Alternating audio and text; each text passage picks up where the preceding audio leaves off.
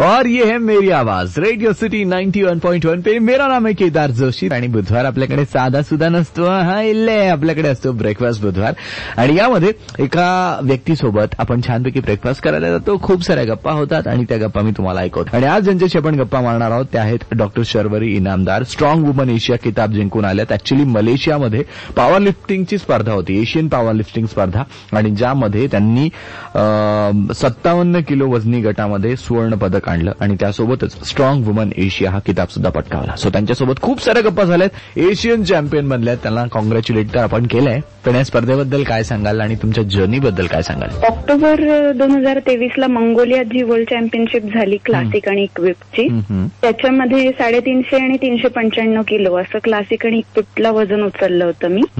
आणि strong woman वर्ल्डचा रनरअपचा title मिळालेलं मला. तर क्लासिक आणि इक्विप दोन्ही वर्ल्ड चॅम्पियनशिप जिंकल्यात असं पहिल्यांदाच झालं भारताच्या बाबतीत.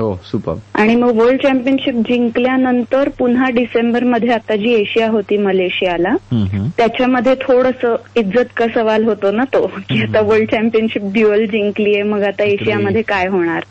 जो काही परफॉर्मन्स देऊ शकले मी एशियन चॅम्पियनशिपला, तर समाधानी नाहीये मी, पण असं म्हणता येईल की ठीक आहे, मला रेकॉर्ड करायचं होतं आणि बेस्ट लिफ्टर मिळवायचं होतं. त्या दोन गोष्टी शक्य झाल्या.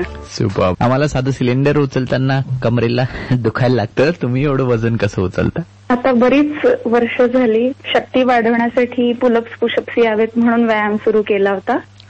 त्यानंतर इंट्रोड्यूस झाले खेळाशी. मग असं वाटलं की बघूया काय काय करू शकते ह्युमन बॉडी. राईट. आणि मग सुरुवात झाली खेळायला. येस. पण साधं जिम किंवा व्यायाम करून मग डायरेक्ट पॉवर लिफ्टिंग वगैरेकडे स्विच करणं कसं जमलं? म्हणजे सुरुवातीला तर आयडियाच नव्हती काय असतं ते पॉवर लिफ्टिंग. मग ऍक्सिडेंटली एक लोकल स्पर्धा होती ज्याच्यामध्ये खेळायला गेले आणि कळलं की ऍव्हरेज लोकांपेक्षा थोडी स्ट्रेंथ जास्त आहे. पण तोपर्यंत मी म्हणजे मुलं माझी मोठी झालेली होती, 4थी 5वीत वगैरे जात होते दोघं. मग माझा नवरा आहे, त्याला व्यायामाची मनापासून आवड आहे. तो म्हणाला की हरकत नाही, आपण तुला करायचं असेल तर करून बघूया कुठेपर्यंत जातोय ते.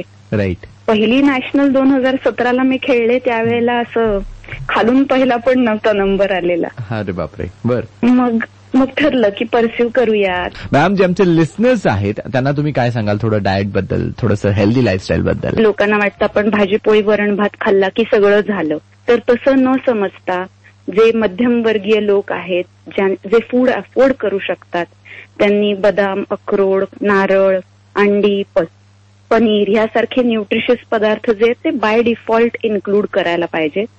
थोडीशी शरीराची हालचाल 45 मिनिटांची तरी व्हायला पाहिजे. ज्यांना काहीच शक्य नाही त्यांनी ऍटलिस्ट चालण्यासारखी, योगासनांसारखी फिजिकल ऍक्टिव्हिटी तरी केली पाहिजे. रात्रीची 9 तासाची झोप प्रकृतीनुसार जी आहे ती घेतली पाहिजे.